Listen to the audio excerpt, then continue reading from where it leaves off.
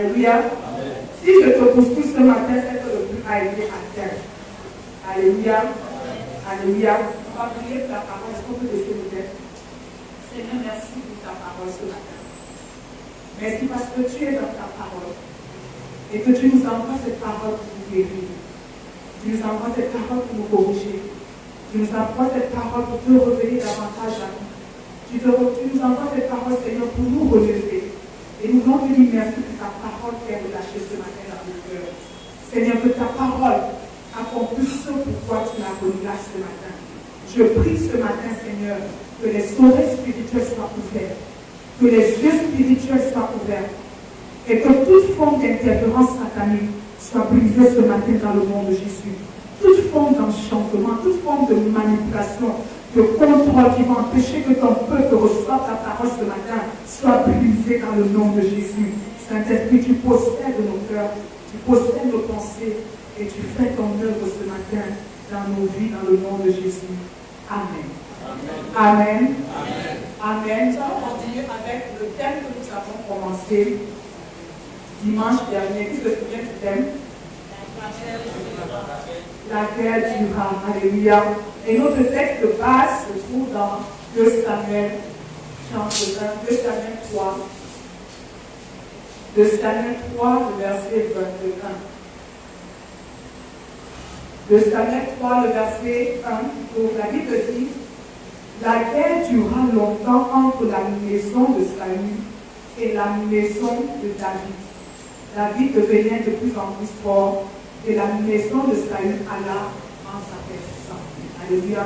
Dimanche dernier, nous avons introduit ce texte, nous avons introduit notre message par ce texte pour dire que la guerre dans laquelle nous sommes, les batailles dans lesquelles nous sommes, les combats dans lesquels nous sommes, ne doivent pas être quelque chose d'étrange. Parce que le jour où nous avons donné notre vie à Jésus, parce que le jour où nous sommes réconciliés avec Jésus, le jour où nous avons accepté que Jésus devienne notre Seigneur, nous nous sommes engagés dans des batailles. Nos vies ont commencé à être exposées à des batailles. Et c'est la raison pour laquelle vous allez voir souvent nos chrétiens, pourquoi vous avez trop de combats? Pourquoi vous avez trop de batailles? Vous qui priez beaucoup, mais pourquoi vos vies ont toujours trop de problèmes? Vous qui priez, qui jeûnez, qui êtes toujours à l'église, qui fréquentez l'église tous les jours, quand les chaussures commencent à être penchées, pourquoi c'est seulement vous qui avez trop de problèmes? Et nous avons lu le texte d'Apocalypse où je pense qui dit que le dragon est venu sur la terre et il avait une grande colère contre ceux qui suivent la parole de Dieu, contre ceux qui ont le témoignage de Dieu. Ceux qui ont le témoignage de Dieu sont exposés aux batailles, sont exposés aux représailles, sont exposés aux guerres. Et je dis dimanche dernier que si tu ne veux pas de guerre, ne t'engage pas, comme on a dit tout à l'heure, à suivre Jésus. Si tu te décides de suivre Jésus, si tu te décides de mettre en pratique la parole de Dieu, si tu te décides de vivre comme la parole de Dieu dit, tu es un candidat pour les batailles et les représailles du diable. Et ta vie sera tous les jours la cible des combats, la cible des représailles. Donc si quelqu'un te demande demain ou aujourd'hui, pourquoi toi tu as toujours les batailles, dis que c'est parce que j'ai quelque chose en moi que l'ennemi n'aime pas. Alléluia. Tu lui fais, c'est parce que j'ai quelque chose à moi que lui il n'a pas. Parce que si tu as ce qu'il a, il ne va pas te faire la bataille, il ne va pas te faire la guerre. Mais parce que tu as quelque chose dans ta vie qu'il n'aime pas, qu'il ne veut pas, il va te livrer la bataille. Et nos vies sont constamment exposées, nos vies sont constamment l'assaut, font l'objet des assauts et des représailles du diable. Et pourquoi? Pourquoi? On a vu que durant toute la guerre entre la maison de Saül et la maison de David, l'objectif de cette bataille, le but de cette bataille, c'était quoi? C'était que Saül, David, ne s'asseye jamais sur le trône. Parce qu'au moment où Dieu met l'onction royale à 17 ans sur la tête de David, la Bible nous dit que Saül était assis sur le trône. Et pendant tout ce temps, Saül ne voulait pas que David, qui avait reçu l'onction, vienne occuper le trône sur lequel il était. Pourquoi tu as autant de batailles? Pourquoi tu as autant de combats? Pourquoi l'ennemi ne veut pas te donner de répit? Juste parce qu'il veut t'empêcher d'accéder aux choses que le Seigneur a préparées pour toi. Il ne veut pas que tu entres dans les choses qu'il a préparées pour toi. Il ne veut pas que tu possèdes les choses qu'il a préparées pour toi. Il ne veut pas que tu accomplisses la destinée qu'il a pour ta vie. Non seulement il ne veut pas que tu entres, mais il veut aussi te faire sortir des choses qu'il a préparées pour toi. Il veut aussi te te fait sortir. Et nous avons vu dimanche dernier, on va aller rapidement, qu'il y a deux types de batailles. On parlera de la troisième type ce matin. Le premier type de bataille, c'est quoi? C'est la bataille de la foi. Le deuxième type de bataille, c'est la bataille de ma destinée. Il y a une destinée dans laquelle je dois entrer. Il y a un projet de Dieu sur ma vie qui doit s'accomplir. Il y a un programme de Dieu sur ma vie qui doit s'accomplir. Il y a un rêve de Dieu pour ma vie qui doit s'accomplir. Et je veux te dire ce matin que le rêve que Dieu a pour ta vie est plus grand que le rêve que tu as pour ta propre vie. Le rêve que Dieu a pour ta vie, et généralement, nous nous limitons à notre rêve. Et nous pensons que nous avons atteint le sommet. Mais nous sommes loin de ce que tu as préparé pour nous. Nous sommes loin de ce que tu as prévu pour nous. Le rêve que tu as pour toi est plus grand que ce que tu as pour ta propre vie. C'est la raison pour laquelle quand tu décides d'entrer dans ce rêve, quand tu décides d'accomplir ce rêve, il ne va pas te donner de repos. Il ne va pas te donner la paix. Parce qu'il sait qu'il y a quelque chose de grand en toi. Parce que ce que tu dois devenir effraie, alors il ne veut pas que tu ailles t'asseoir. David effrayait Saül. Toute sa vie, il a eu peur de Saül. Pourquoi? Parce qu'il savait que là où il était assis, c'était la place de David. L'ennemi sait ce que tu dois devenir. Et parce qu'il ne veut pas que tu le deviennes, parce qu'il a peur que si tu le deviens, son pouvoir est fini, son règne est fini, ses stratégies sont finies, il a perdu une bataille, il s'acharne à ce que tu n'entres pas et que tu n'accomplisses pas. C'est la raison pour laquelle cette bataille, tu dois la remporter. Alléluia. Cette bataille pour ta destinée, tu dois la remporter. Tu ne dois pas accepter de vivre en deçà. Tu ne dois pas accepter de vivre moins que ce que le Seigneur a préparé pour ta vie. Il t'appelle à une vie de gloire, il t'appelle à une vie de percée, il t'appelle à une vie d'honneur. N'accepte pas de vivre en deçà. Alléluia.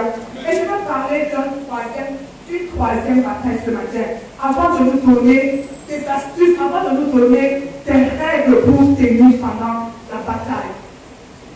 Et ce type de bataille est un peu compliqué dans la mesure où l'ennemi n'est pas extérieur, mais l'ennemi en nous. Alléluia. L'ennemi dont je vais parler ce matin, c'est un ennemi avec qui nous vivons tous les jours. C'est un ennemi avec qui nous marchons tous les jours. C'est un ennemi avec lequel nous tombons tous les jours. Il est tellement avec nous que nous sommes habitués à lui et nous le voyons tout comme un ennemi. Il est tellement avec nous qu'il a même fini par devenir notre ami. Nous ne prêtons même plus attention à lui. Nous ne faisons même plus attention à ses ruses. Nous perdons même de vue que c'est un ennemi dangereux. Mais c'est un ennemi qui est avec nous tous les jours. Et notre victoire sur cet ennemi dépend de la victoire que nous aurons sur notre destinée. De la victoire que nous aurons par rapport au Dieu que tu as préparé pour toi. Si dans ce combat, face à cet ennemi, tu pars perdant, sache que même ta destinée, tu as commencé à l'enterrer. Allons ensemble dans Galates 5, le verset 17. Galates 5, le verset 17. On va revenir aux anciens messages des chrétiens. Galates 5, le verset 17. Qu'est-ce que la Bible dit? Est-ce qu'on peut lire ensemble? Est-ce qu'on peut lire ensemble? Galates 5, le verset 17. Est-ce qu'on peut lire ensemble? À deux, nous lirons une fois et deux. Car la chair a des désirs contraires à ceux de l'esprit. Et l'esprit en a de contraires à ceux de la chair. Ils sont opposés entre eux afin que vous ne fassiez point ce que vous voudriez. Alléluia. Ce matin, je veux parler d'un compagnon de tous les jours, mais qui n'est pas notre ami, qui est notre ennemi. Je veux parler ce matin de la bataille de la chair. Alléluia. Je n'ai pas entendu l'amen. Amen. Nous devons remporter la bataille face à la chair. L'apôtre Paul est en train de dire aux Galates ici que la chair a des désirs qui sont contraires à ceux de l'esprit. Et l'esprit en a de contraires à ceux de la chair. Et tous les deux se livrent la bataille tous les jours, ils sont opposés. De telle sorte que ce que toi-même tu veux faire, tu ne le fais pas. Soit tu fais ce que la chair veut, soit tu fais ce que l'esprit veut. Et quand je parle de la chair, je ne fais pas allusion au corps. Alléluia. C'est vrai que ça fait partie de la chair, mais je ne fais pas allusion au corps. La chair ici, là, dans ce contexte, désigne une vie qui est conduite, qui est dirigée par des sentiments, par par des émotions, par des passions, par des pensées qui sont contraires à la volonté de Dieu. C'est ça la chair. C'est une vie qui est dominée. C'est une vie qui est caractérisée. C'est une vie qui est conduite par des sentiments, par des pensées, par des émotions, par des attitudes, par une manière de faire qui est contraire à la volonté de Dieu. C'est une vie qui est dominée par des sentiments humains. C'est une vie qui est dominée par des émotions humaines. C'est une vie qui est dominée par la pensée humaine. La Bible me dit dans Marc 7, versets 21 à 23, que c'est du dedans du cœur des hommes que sortent les mauvaises pensées. Adultère, impudicité, meurtre, vol, cupidité, méchanceté, orgueil, calomnie, je ne sais pas tout. Toutes ces choses mauvaises sortent du dedans et souillent l'homme. Toutes ces choses sortent du dedans et c'est ça qui souille l'homme. La deuxième définition de la chair, c'est quoi? C'est tout ce qui est dans l'homme, mais qui est opposé à la nature de Dieu. Tout ce qui se trouve dans l'homme, tout ce qui se trouve dans ton cœur, tout ce qui se trouve dans tes pensées, tout ce qui se trouve dans ta manière de vivre, mais qui est opposé à la volonté de Dieu. Non seulement c'est une vie qui est caractérisée, qui est dominée, qui est dirigée par des pensées, par des sentiments, par des émotions, par une manière de vivre qui n'est pas conforme à la volonté de Dieu, mais c'est aussi une vie dans laquelle tout ce qui se trouve en toi est diamétralement opposé à la volonté de Dieu, est opposé à son esprit, est opposé à sa parole, est opposé à sa nature. Alléluia.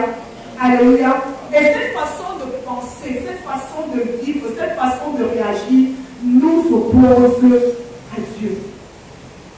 Et si je commence à m'opposer à Dieu, je pars déjà perdant dans cette bataille. Si je commence à m'opposer à Dieu, je pars perdant dans cette vie. La chair est cette vie dans laquelle c'est ma volonté qui dirige et non la volonté de Dieu. C'est cette vie dans laquelle c'est ma volonté, ce sont mes envies, ce sont mes désirs, c'est ce que je pense qui dirige et non la volonté de Dieu. Dis à ton frère, tu dois remporter cette bataille. Qui dit que tu dois remporter cette bataille? Dis-le dans le regardant dans les yeux, tu dois remporter cette bataille. Et vous savez le piège dans lequel nous tombons quand nous marchons dans notre vie chrétienne, c'est qu'à un moment donné, on perd de vue que cette histoire qu'on appelle la chair est réellement un ennemi redoutable. Nous le perdons de vue. On va combattre la sorcellerie, on va combattre la magie, on va combattre l'envoûtement, on va combattre l'enchantement, on va combattre les œuvres du méchant, mais le premier ennemi de notre vie se trouve avec nous. Et nous le perdons de vue. Le premier ennemi qui nous livre la bataille tous les jours, avec lequel quand je me réveille, il est avec moi. Quand nous donnons notre vie, c'est notre esprit qui est régénéré. L'âme qui est le ciel des émotions n'est pas convertie. L'âme qui est le ciel de la pensée n'est pas convertie. C'est mon esprit qui est régénéré, qui se connecte à l'esprit de Dieu. Mais mon âme, où se trouvent mes sentiments, mes émotions, ma volonté, ma conscience, n'est pas convertie. C'est donc la parole peut dire, mais tu es chrétien, pourquoi tu mens encore? Tu es chrétien, pourquoi tu voles encore? Tu es chrétien, pourquoi tu es si méchant? C'est parce que l'âme n'a pas encore été transformée, mais l'esprit lui a été transformé. Mais parce que l'âme n'a pas été transformée, nous avons plus de problèmes dans nos vies que quelqu'un dont l'âme a été transformée. Parce que qui nous combat en ce moment, ce n'est pas le diable, mais c'est notre âme. Et je vais vous expliquer comment le diable agit. Parce qu'il sait que nous sommes cachants, Jésus, qu'est-ce qu'il fait? Il va nous exciter, il va utiliser des armes, il va nous exciter, nous mettre dans des conditions où notre chair va agir, notre chair va se manifester. Et parce que nous ferons quelque chose qui est désagréable, il va s'appuyer dessus pour nous livrer la terre. Il ne peut pas trouver de place, il ne peut pas trouver de faille si tu ne lui donnes pas l'occasion de t'attaquer. Il ne peut pas trouver de faille.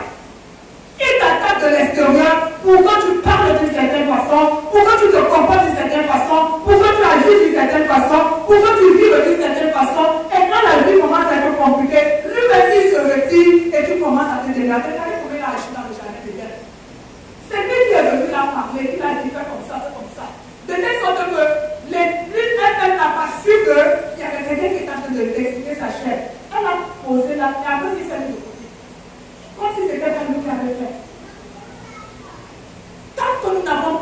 pouvoir sur notre chair. Tant que nous n'avons pas la victoire, je vous dis, cette bataille, c'est une bataille qui va durer jusqu'au soir de notre vie.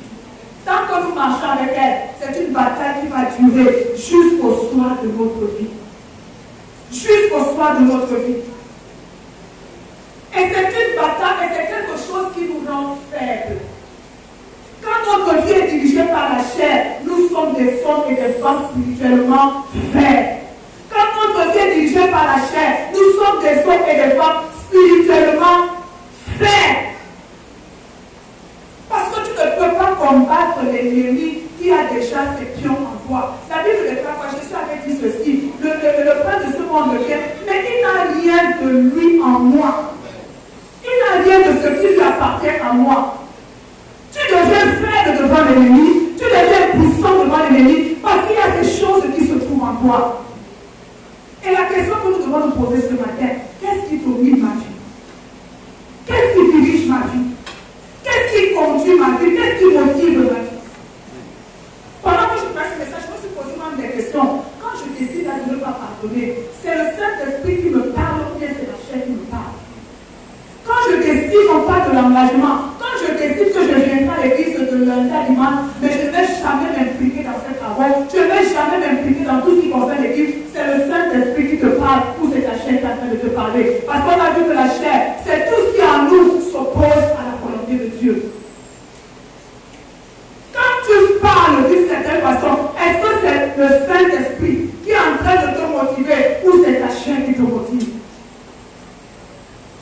Quand tu décides de connaître les têtes entre les frères, est-ce que c'est le Saint-Esprit qui est à la base ou bien c'est ta chair qui est à la base?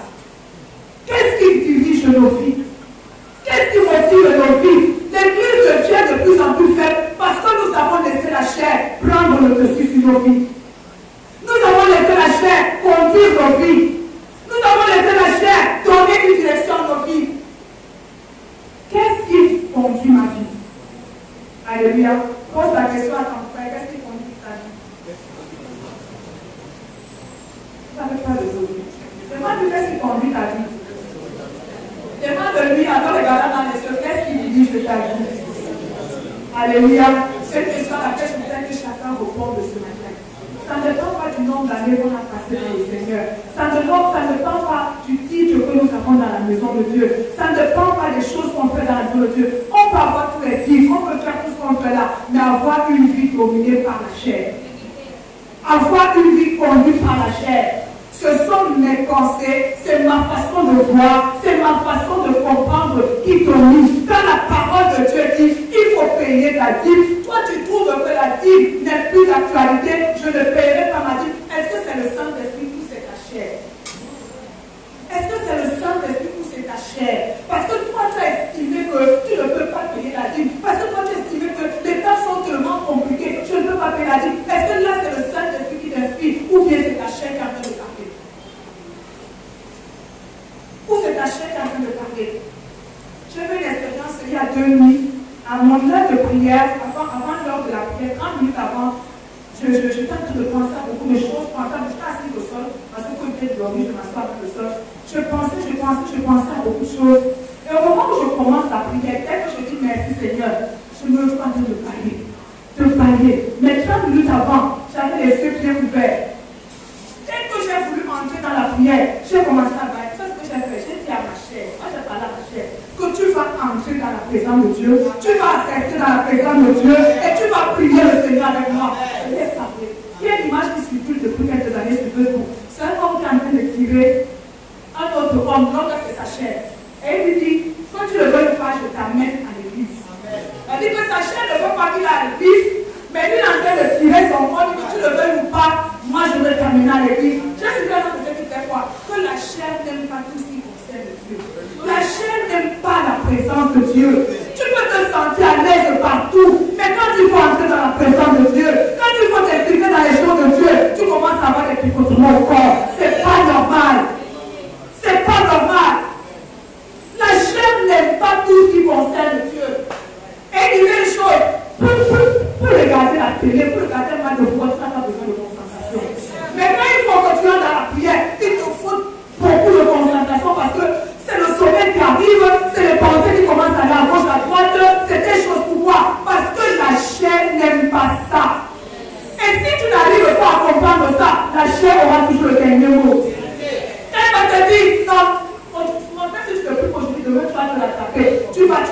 Après demain, il te sort notre langage. Après, tu ne sais pas comment tu as fait pour ne plus prier. C'est que le premier jour, tu as cédé et il s'est installé. Le premier jour, il a cédé. Je ne sais pas si vous êtes déjà arrivé, quand vous avez du ressentiment par rapport à quelqu'un, c'est pensée de dire non, on ne va pas vers lui. Non, non, non, on ne va pas. Non, on n'appelle pas. Non, non, non. La vie déclare autant que cela dépend de toi. Soyez en train de les autres. L'histoire a simplement dit que ne parle pas vers lui. C'est Dieu où c'est marché qui est en train de s'agiter. Hein, on va apprendre à parler à votre chair. Alléluia. Apprenez à parler à votre chair. Apprenez à lui parler. Parce que c'est un ennemi de la même manière que c'est facile de chasser un démon, mais dominer sa chair, c'est pas facile. Apprenez à parler à votre chair. Tout ce qui s'oppose à la nature de Dieu, c'est-à-dire que quand tu amours, quand tu commences à avoir des sentiments de haine, des ressentiments de colère, j'aime pas ci, j'aime pas ça, j'aime pas telle personne, il n'y a pas le Saint-Esprit dedans, c'est ta chair qui est en activité. Quand la chair, je vais parler de marié, quand la chair commence à agir dans la vie des femmes, ne fais pas du bien à ton mari, Marie ne fait pas du bien à ta femme, il n'y a que le Saint-Esprit là-bas. Ça là, c'est la chair de Mathias, c'est la chair de Régine qui sont en train de pousser. Alléluia. Mais il faut avoir le discernement. Il faut avoir le discernement. Tant que nos vies sont dominées par la chair, nous aurons une église faite. On pourra faire des rénovations, mais on aura toujours des chrétiens faits. C'est la chair qui fait que tu ne t'engages pas en eux. Parce que la chair te dit, il y a les autres qui peuvent le faire. Il y a les autres qui peuvent le faire. Moi, je suis juste venu pour prier. Moi, je viens juste pour adorer. Moi, je viens juste pour chanter et puis je rentre chez moi. Non. La volonté de Dieu est quoi? Il a fait de nous un royaume et des sacrificateurs. Chacun de nous est un sacrificateur. Chacun de nous est un ouvrier. Chacun de nous est un serviteur. Tout vient dire que dans ton cœur, tu as pris la résolution de ne pas servir Dieu. Ça ne vient pas de Dieu, c'est ta chair. Ta chair te dit que tu n'as pas besoin. Ta chair te dit que ça ne te concerne pas. C'est parce que vous voyez cette expression Patrice le net. Quand on pose une question embarrassante, quelqu'un va dire ça ne me concerne pas et ça ne me concernera jamais. Et qu'on peut parler si tu peux l'autre maintenant dans ton cœur quand on te dit ça ne me concerne pas et ça ne me concernera jamais. Alléluia. Amen. Alléluia. Peut-être que nous avons une marque de croissance de l'intérieur. Que vient la colère, les animosités, les publicités. C'est de l'intérieur, c'est des choses qui sont en nous. C'est des choses qui sont en nous. Et tant que nous n'avons pas la victoire sur ces choses, nous n'allons jamais entrer dans les choses que le Seigneur a préparées pour nous. Nous n'allons pas. Il faut ce matin que chacun revoie sa relation avec son Dieu. Qu'est-ce qui domine ma vie? Si tu dois faire quelque chose pour Dieu, tu trouveras des versets pour ne pas faire. Tu trouveras des excuses pour ne pas faire. Tu trouveras des raisons pour ne pas faire. Je veux que tu prennes ces raisons et que tu prennes la parole de Dieu et que tu me dises si ce que tu as comme raison est conforme à la parole de Dieu. Est-ce que c'est conforme à la parole de Dieu? Il dit quoi? Affectionnez-vous aux choses en haut. Affectionnez-vous à ce qui est en haut. Tu ne peux pas voir la victoire sur la chair si ta vie n'est centrée que sur tes besoins de la chair. Si ta vie n'est tournée que sur ta propre vie. Il dit affectionnez-vous aux choses d'en haut. Église de ce matin, levons les yeux et commençons à rejeter dans nos vies toute domination de la chair. Ne laissons pas la chair entrer dans l'église et prendre le pouvoir dans l'église. Ne laissons pas. Il y a culte à 18h. Moi, j'ai choisi de venir à 19h30. Il y a culte. On aura du mal à vivre les promesses de Dieu. Tant que la chair domine, on aura du mal à impacter les vies autour de nous. Pourquoi est-ce que nous n'impactons pas les vies? Je veux ouvrir cette parenthèse. Pourquoi est-ce que nous n'impactons pas les vies? Parce que nous menons la même vie que ces gens avec qui nous vivons. Nous nous comportons comme eux, nous parlons comme eux, nous faisons comme eux, nous ne pouvons pas impacter leur vie. Si devant la même situation, tu te mets en colère comme eux, quel est l'évangile que tu vas leur prêcher? Si devant la même situation, tu réagis comme eux, quel est l'évangile que tu vas leur prêcher?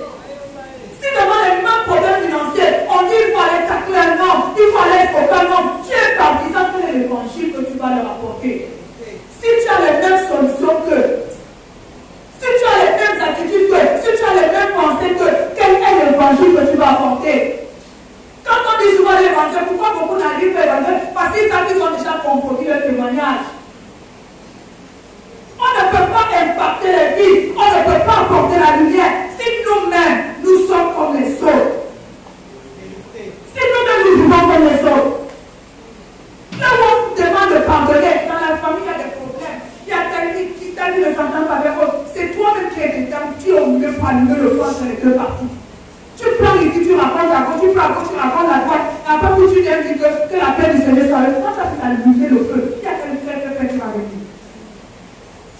Alléluia. Alléluia. Alléluia. J'ai dit de me pardonner ce matin, n'est-ce pas? Et je crois que vous m'avez déjà pardonné. Alléluia. Nous devons vaincre la chair. C'est une bataille que tu vas vivre jusqu'au soir de ta vie. Ne sois pas à l'aise quand tu as l'impression que c'est ta chair qui domine. Ne sois pas à l'aise quand tu as l'impression que c'est ta chair qui te conduit. Ne sois pas à l'aise. La Bible dit que l'esprit a des désirs qui sont contraires à ceux de la chair. Et la chair en a de contraire à ceux de l'esprit. Et les deux sont opposés. Tu ne peux pas avoir l'esprit de Dieu dans ta vie et continuer à satisfaire le désir de la chair. Et c'est à ça que l'ennemi veut nous amener. Avoir le Saint-Esprit, mais continuer à servir autre chose. Avoir le Saint-Esprit, mais continuer à mener une vie sans Saint-Esprit. Alléluia. Amen. Alléluia. Amen. Je veux qu'on soit bousculé ce matin. Il y a cette façon de faire, cette façon de penser qui doit s'arrêter dans nos vies. Qui doit s'arrêter dans nos vies. Je ne suis pas, de la même manière que je réclame les bénédictions, je réclame les grâces, je réclame le pouvoir, l'autorité. Il y a aussi une identité que je dois réclamer, celle d'enfant de Dieu, celle de fils de Dieu, qui reflète la gloire de Dieu. Je n'ai pas que des droits, j'ai aussi des devoirs, j'ai aussi des responsabilités. Je porte le nom d'un Dieu qui est saint, je porte le nom d'un Dieu qui est puissant, et il faut que je reflète cette identité. Alléluia. Sortons ce matin de toutes les petites prisons, de tous les petits affaires business dans lesquels le diable nous a entraînés, dans lesquels la chair nous a entraînés. Sortons de ces choses. Sors de cette colère ce matin. Sors de cette haine ce matin. Sors de cet esprit de vengeance ce matin. Il faut sortir. Alléluia. Cette façon de penser. Est-ce que c'est Dieu qui pense comme ça? Ou c'est toi qui es en train de penser comme ça? Est-ce que c'est Dieu qui pense comme ça? Ou c'est ta pensée? Ou ce sont ton imagination? Ou ce sont tes fantasmes? Est-ce que c'est Dieu? Et nous sommes à l'église, et nous prions, et nous jeûnons, et nous chantons, mais avec des pensées humaines, avec des pensées charnelles. Alléluia. Amen. Si tu dois vaincre cette bataille, dis à ton frère, tu dois vaincre cette bataille. Alléluia. Si tu ne triomphes pas, tu auras une vie de stagnation. Tu auras une vie de stérilité. Tu auras une vie sans impact. Et ta vie tournera en rond parce que tu ne seras pas assez puissant pour affronter les ennemis extérieurs. Si déjà à l'intérieur il t'a vaincu, c'est par l'extérieur que tu seras capable de remporter cette bataille. Parce qu'il s'arrache à te rendre faible pour que tu ne puisses pas tenir devant lui. Il s'arrange à te rendre faible. Quand tu vas vouloir lever la tête, tu vas dire, mais il y a ça dans son cœur. Mais regarde comment elle vit. Regarde ce qu'elle fait. Regarde en quoi il se plaît. Tu ne pourras pas lever la tête. Alléluia. Disons ensemble, il doit être vaincu au nom de Jésus. Il doit être vaincu au nom de Jésus. Je veux que tu parles comme cet homme, ma chère. Dis ma chère, tu vas te soumettre à Dieu. Ma chère, tu vas te soumettre à la volonté de Dieu. Ma chère, tu vas obéir à Dieu. Quand elle va te dire que tu es trop fatigué pour prier, dis non, c'est l'heure de prier. Quand elle va te dire que il pleut trop aujourd'hui, ne te lève pas pour aller à l'église, dis, si je suis capable de me lever pour aller à mon travail, je suis capable de me lever pour aller à l'église. Alléluia. Apprends à parler à ta chair. Et ne la laisse plus avoir le dessus sur ta vie. Alléluia. Ne la laisse plus avoir le dessus sur ta vie. Alors, on va passer à un autre point ce matin.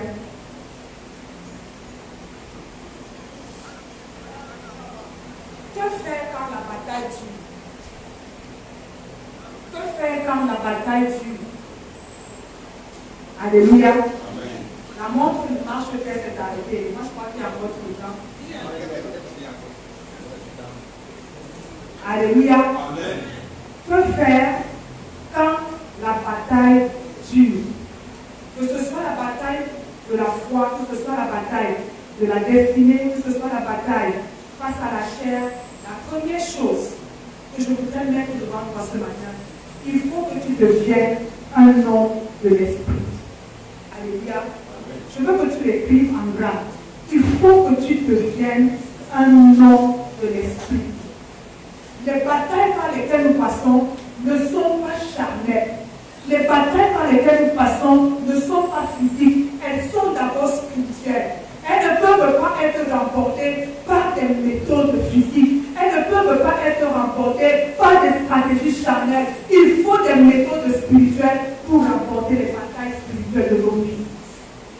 Alléluia. Il faut des méthodes spirituelles. De toute façon, peut-être ce matin, je veux que tu deviennes un homme de l'esprit. Tu as ton frère un homme de l'esprit. Si c'est une femme, tu es une femme de l'esprit. Allons ensemble dans 1 Corinthiens 2. Je veux que tu trouves ça. 1 Corinthiens 2, le verset 11. À partir du verset 11. La Bible déclare 1 Corinthiens 2, à partir du verset 11. Lequel des hommes, en effet, connaît les choses de Dieu, si ce n'est l'esprit de l'homme qui est en lui? De même, personne ne connaît les choses de Dieu, si ce n'est l'esprit de Dieu. On n'avons pas reçu l'esprit du monde, mais l'esprit qui vient de Dieu, afin que nous connaissions les choses que Dieu nous a données par sa grâce. Et nous en parlons, non avec des discours qu'enseigne la sagesse humaine, mais avec ceux qu'enseigne l'esprit, employant un langage spirituel pour les choses spirituelles. Mais l'homme animal ne reçoit pas les choses de l'Esprit de Dieu, car elles sont une folie pour lui, et il ne peut les connaître parce que c'est spirituellement qu'on en juge. Verset 15. L'homme spirituel, au contraire, juge de tout, et il n'est lui-même point jugé par personne. Verset 16. Car qui a connu la pensée du Seigneur pour l'instruire? Or, nous avons la pensée de Christ. Or, nous avons la pensée de Christ. L'apôtre Paul est en train de faire une distinction ici entre l'homme animal et l'homme de l'esprit. Il dit que l'homme animal, il parle des choses spirituelles avec un langage spirituel. Il parle des choses spirituelles avec la sagesse spirituelle. Il parle des choses spirituelles avec la pensée spirituelle. Mais l'homme animal ne peut pas percevoir ces choses. L'homme animal, l'homme qui vit dans la chair, ne peut même pas comprendre ces choses. Parce que c'est spirituellement qu'on parle. Quand on parle spirituellement, lui il est en train de parler émotionnellement. Quand on parle spirituellement, lui il est en train de parler de ses sentiments. Quand on parle spirituellement, lui il est en train de parler de son intelligence. C'est quoi devenir un homme spirituel? La Bible déclare verset 16, nous avons la pensée de Dieu. Devenir un homme de l'esprit, c'est quoi? C'est tout simplement devenir un homme qui marche avec la pensée de Dieu. Devenir un homme qui marche avec la pensée de Dieu, pas avec ses émotions, pas avec ses sentiments, pas avec son raisonnement, mais c'est devenir un homme qui marche avec la pensée de Dieu. C'est devenir un homme qui agit selon la pensée de Dieu. C'est devenir un homme qui parle selon la pensée de Dieu. C'est devenir un homme qui opère selon la pensée de Dieu. Il dit à la fin de ce verset, qui a connu la pensée du Seigneur pour l'esprit? Or nous avons la pensée de Dieu.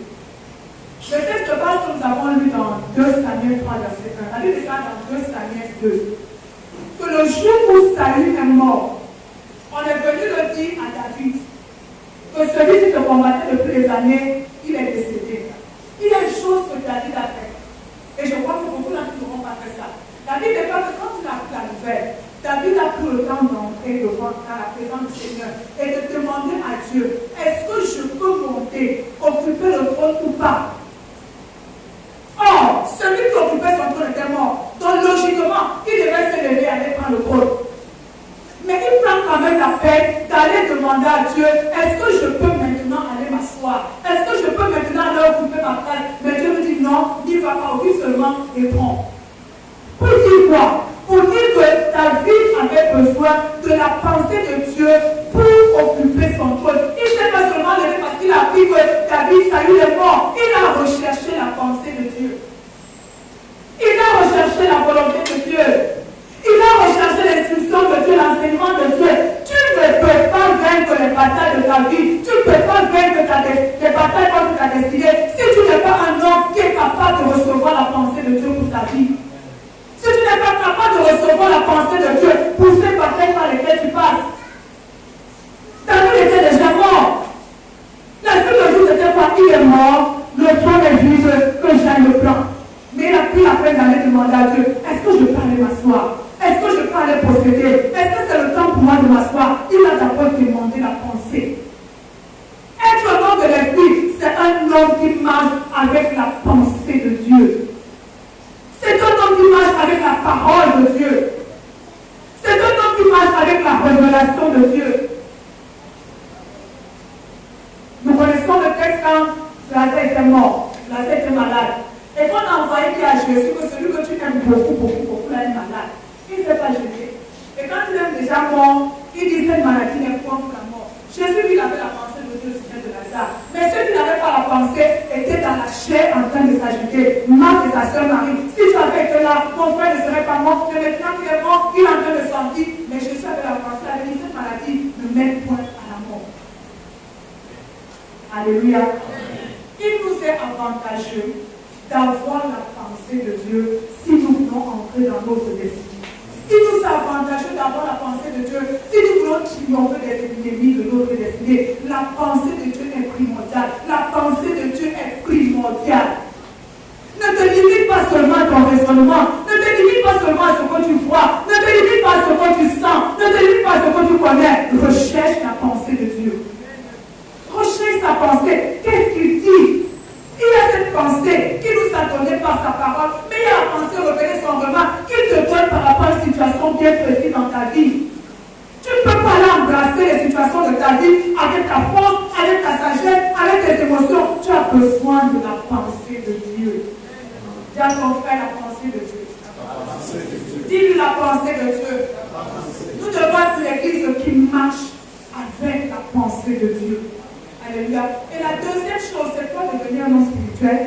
Devenir un homme de l'esprit, c'est marcher selon son identité spirituelle. Alléluia. C'est être capable de marcher selon son identité spirituelle. Regardez David quand il arrive sur le champ de bataille et qu'il trouve Goliath en train d'insulter, en train de narguer Israël. Nous savons que David, c'était le mal-aimé de sa famille, c'était le fils de la concubine, c'était le fils issu d'une relation pas très bonne. Et c'était le mal-aimé, c'est lui qu'on envoyait pour perdre les troupeaux, qui sentait les tribus, les animaux, et c'était le berger, c'était le petit. Mais quand David arrive sur le terrain de bataille, face à Goliath, il ne vient pas devant Goliath en tant que le fils le rejeté. Il ne vient pas devant Goliath en tant que le mal-aimé. Il ne vient pas devant Goliath en tant que le rejeté. Il ne vient pas devant Goliath en tant que celui qu'on n'aime pas dans sa famille. Il vient devant Goliath en tant que loin de l'autorité de l'Éternel. Si tu ne sais pas marcher avec ton identité spirituelle, tu ne pourras pas tenir devant les batailles de ta vie. Il n'a pas affronté Goliath en tant que fils d'Isaïe. Il n'a pas affronté Goliath en tant que fils né d'un adultère. Il n'a pas affronté Goliath en tant que rejeté. Il a affronté Goliath en tant que loin de l'Éternel. En tant que guerrier de l'Éternel. En tant que choisi de l'Éternel. Et si tu ne connais pas ton identité, tu es parti pour vivre toute une vie dans une bataille pour laquelle tu es déjà perdant. Une bataille pour laquelle tu es perdant. Qui es-tu? Quand la maladie arrive, qui es-tu? Quand le rejet arrive, qui es-tu? Quand les problèmes financiers arrivent, qui es-tu? Quand ces incompréhensions arrivent dans ta maison, qui es-tu? Quand tu vois comment le passé négatif de ta famille est en train de se reproduire dans ta vie, qui es-tu? Quand tu vois que ce qui a enterré ton père est en train de vouloir s'installer dans ta maison, qui es-tu? Comment tu te tiens? Comment tu te positionnes? Comment tu réagis? Marcher selon son identité spirituelle, c'est devenir un homme de l'esprit. Je ne marche plus selon ce que je vois. Je ne marche plus selon ce que je sens. Je ne marche plus selon ce que je connais. Mais je marche selon la révélation que j'ai de Dieu et j'ai de ma propre personne. Et tant que tu n'accèdes pas aux choses de l'esprit, tant que tu n'entres pas dans cette dimension, la bataille dans laquelle nous sommes et qui est appelée à durer sera une bataille rude pour nous, dans laquelle nous sortirons perdants. Dans laquelle nous sortirons l'argent. Il y a des batailles dans nos familles. Nous levons en tant que qui? Est-ce que je me lève comme tous les autres membres de ma famille? Oh, nous sommes condamnés.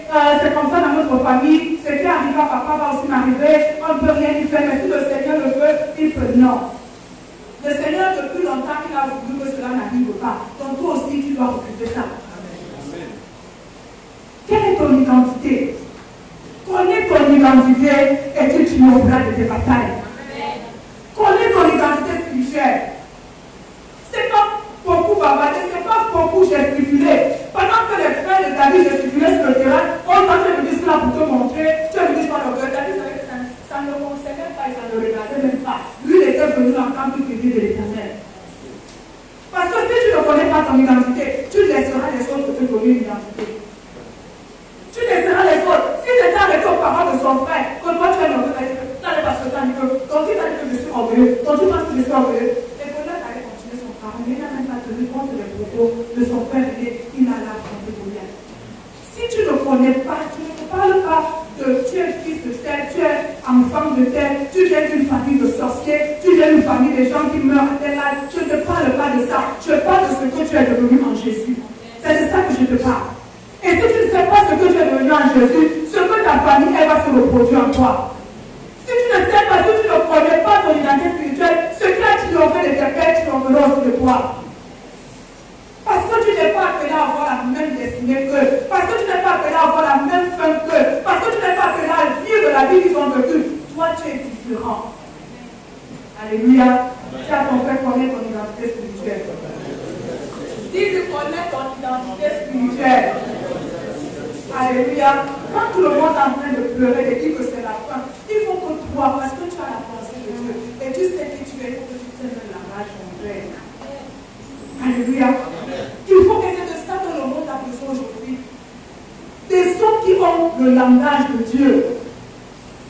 Des hommes qui ont la pensée de Dieu. C'est de ça que le monde a besoin aujourd'hui.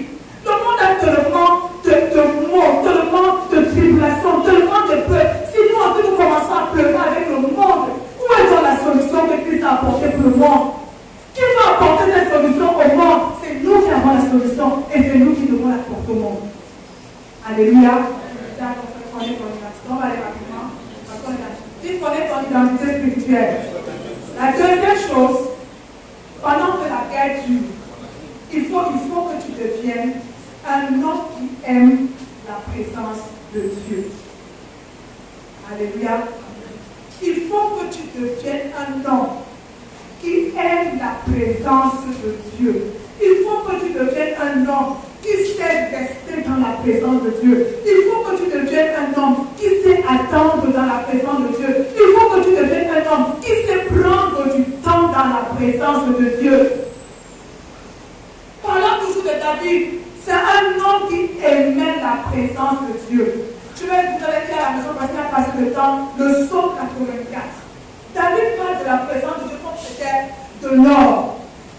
Il parle de la présence de Dieu comme c'était un bon poulet pressé qu'on avait préparé pour lui. Il parle de la présence de Dieu comme quelque chose de merveilleux. Ce sont que David ne peut pas s'engager dans la vie sans prendre du temps dans la présence de son Père. C'est dans la présence de Dieu que ta vision est transformée par rapport aux circonstances de la vie et par rapport à ta propre vie. Pendant que tout le monde est en train de voir que c'est un gros problème, quand tu entres dans la présence de Dieu, le Seigneur t'ouvre les yeux réellement sur ce qu'est ce problème. Le Seigneur t'ouvre, tu as la vision exacte de la situation par laquelle tu passes. Quand tu entres dans la présence de Dieu, tu reçois la force du Seigneur pour faire face aux ennemis de ta vie. Tu reçois la force du Seigneur pour t'aider frère dans la bataille.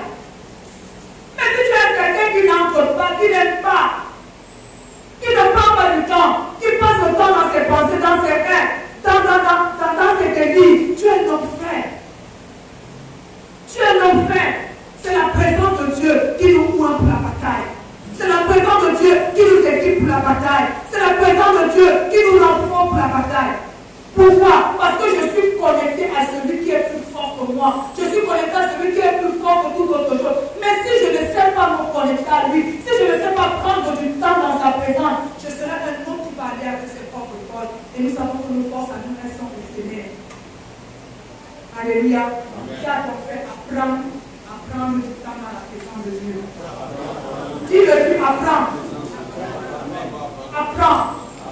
C'est dans cette présence qu'il y a une transformation. Alléluia. Pendant que tu vois que la situation est compliquée, tu rentres dans la présence du Seigneur, il trouve les yeux et te dit que c'est rien. C'est une petite chose par rapport à moi. C'est dans sa présence qu'il y a la transformation et c'est dans sa présence qu'il y a aussi la communication. C'est là-dedans qu'il te parle. C'est là-dedans qu'il te donne une sagesse. C'est là-dedans qu'il te donne une pensée. Tu ne peux pas avoir transformation ni communication si tu ne sais pas entrer dans la présence de Dieu. Alléluia. Alléluia. J'ai dit tout à l'heure que la chair n'aime pas la présence de Dieu. Alléluia. La chair se sent à l'aise partout. Maintenant, il faut prendre du temps. Présence de Dieu. Je ne parle pas de venir à l'église. Je parle de ce temps de qualité que tu prends seul à seul avec ton Dieu. Savoir prendre, savoir s'arrêter. La vie nous amène à courir dans tous les sens, mais il faut savoir se discipliner pour prendre du temps dans sa présence. Et prendre, devenir un homme qui est dans la présence de Dieu, c'est aussi être un homme qui garde de la parole. Parce que la Bible déclare quoi? Que Dieu est dans sa parole. Tu ne peux pas être un homme qui est dans la prière et ne pas avoir la parole. C'est être un homme qui sait garder la parole de Dieu. Parce que Dieu est dans sa parole, Dieu est avec moi. Être un homme qui sait garder la parole, qui sait marcher avec la parole, qui sait parler la parole, qui sait se tenir sur la parole. Alléluia. Alléluia. Il y a quelqu'un qui avait donné un exercice un jour. Il a dit, ok, je vais permettre à chacun de donner un verset qu'il a dans le cœur. Qui recite sur 100 personnes qui étaient là, 50, on peut reciter un verset qui était dans leur cœur. Apprendre à garder la parole. Qu'est-ce qui te permet devant cette oppression d'avoir le dossier s'il n'y a pas une parole qui est dans ton cœur? S'il n'y a pas une parole qui est dans ton cœur, alléluia, tu as toutes les autres paroles. Tu as ce que Facebook dit, tu as ce que Instagram dit, tu as ce que la radio dit, tu as ce que la satellite dit, tu as ce que la famille dit, tu as ce que les autres disent. Mais est-ce que tu as ce que Dieu dit? Si on faisait ce même exercice ce matin, quelle est la parole du Seigneur qui est dans ton cœur? Vraiment comme ça spontanément, quelle est la parole du Seigneur qui est dans ton cœur? Être un homme qui est la présence de Dieu, c'est être un homme qui sait garder la parole. Quand je dis garder la parole, ce n'est pas mémoriser, c'est avoir une parole qu'on met en place. Je ne parle pas de réciter, parce que tout le monde récite, mais c'est cette parole-là sur laquelle tu es en train de te tenir dans cette situation précise. C'est cette parole sur laquelle tu te tiens. Quand tout le monde est en train de parler, toi tu as une parole sur laquelle tu te tiens, on te prendra pour un fou. C'est l'homme qui sait garder la parole. Contre vents et marées, c'est cette parole qui m'a donné, c'est à elle que je m'accroche. Mon corps me parle, mais la parole de Dieu me dit ceci. Mes sens me parlent, mais la parole de Dieu me dit ceci. Mes circonstances me parlent, mais la parole de Dieu me dit ceci. Je ne peux pas la vie du je sais ta parole contre moi. Pour ne pas pécher contre elle. C'est comme ça que nous devons faire la parole, la serrer. Quand la Dieu n'en pas entend quelque chose de temps d'arracher après, c'est comme ça. Nous devons serrer cette parole parce que Dieu est dans sa parole. Amen. Alléluia. Dieu est dans sa parole. Quand tu passes par le feu, quand tu es dans cette bataille acharnée, tu as besoin de garder la parole de Dieu. La parole de Dieu, parce qu'il y a des moments où tout cela contraire, mais la chose qui te permettra de tenir, c'est la parole. Parce que Dieu ne ment pas. Dis à ton frère, Dieu ne ment pas. Les circonstances mentent, mais Dieu ne ment pas. Les circonstances changent, mais la parole de Dieu ne change pas.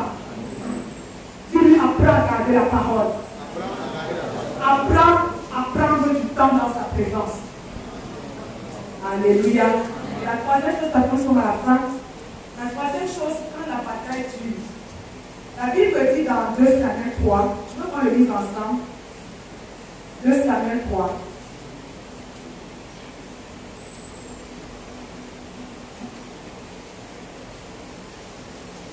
2 Samuel 3, le verset 2. Discussion disait le verset 1.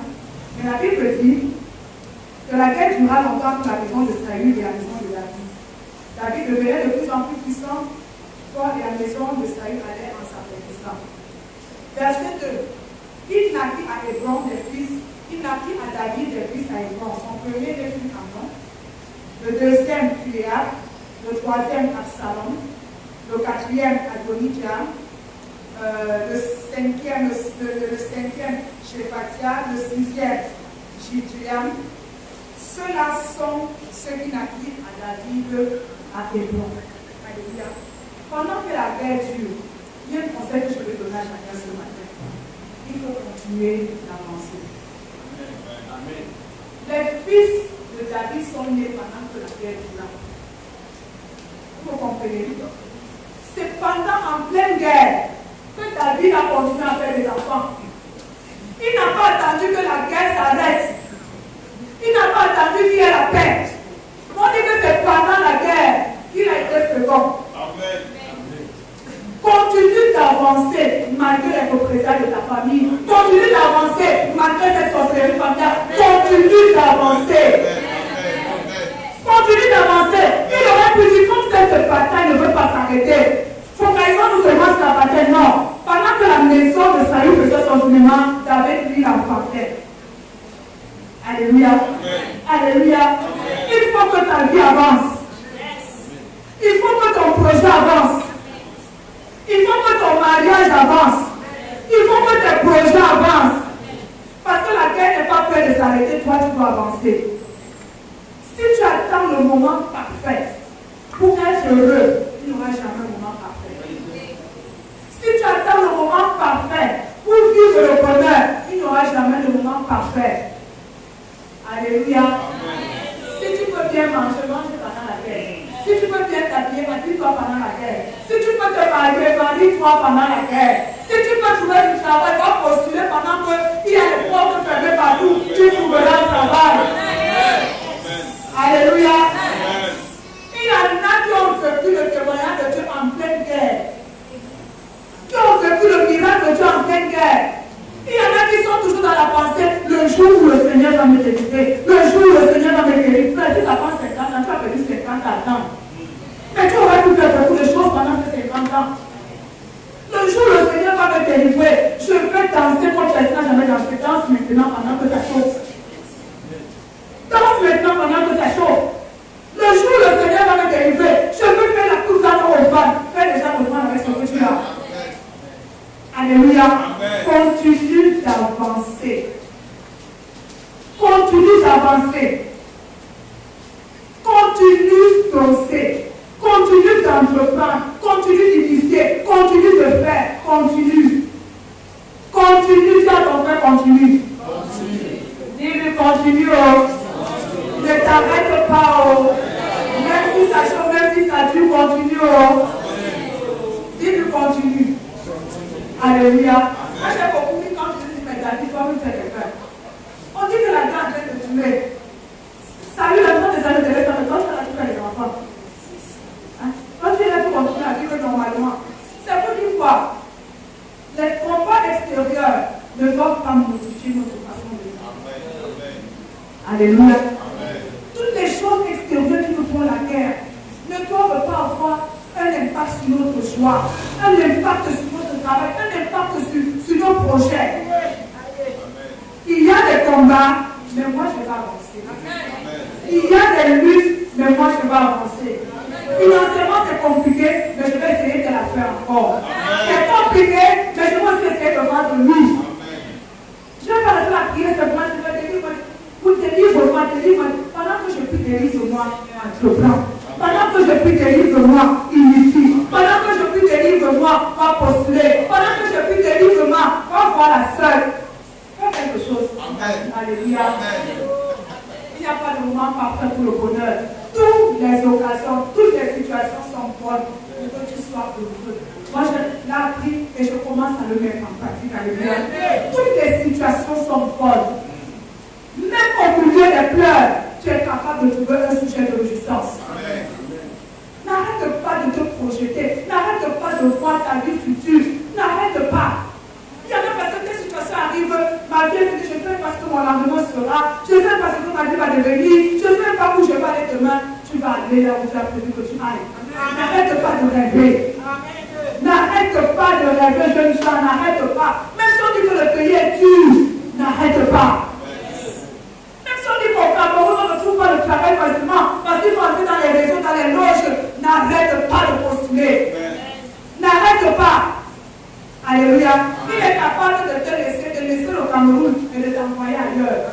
Si c'est trop compliqué là, tu vas dire, ok, comme c'est compliqué là, moi je t'envoie ailleurs à une autre dimension. Mais n'arrête pas.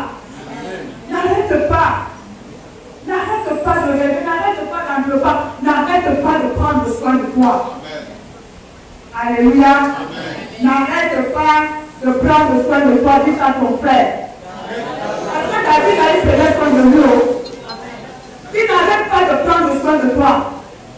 N'arrête pas de bien marcher, n'arrête pas de bien t'habiller, n'arrête pas de bien te parfumer, n'arrête pas de te faire plaisir, n'arrête pas. Alléluia. Quand la guerre tue, il y a trois choses. Premièrement, devenir un homme de l'esprit. Deuxièmement, devenir un homme qui aime la présence de Dieu. La Bible déclare que pendant que la maison de Saül s'affaiblissait, David lui devenait puissant. Tu ne peux pas devenir puissant si tu n'es pas un homme de l'esprit. Tu ne peux pas devenir puissant si tu n'es pas un homme qui aime la présence de Dieu. Tu ne peux pas devenir un homme puissant. David est un homme qui avait la pensée. David est un homme qui savait entrer dans la présence de Dieu. Sauf qu'il allait de puissance en puissance. Et n'arrête pas d'avancer. Alléluia. Alléluia.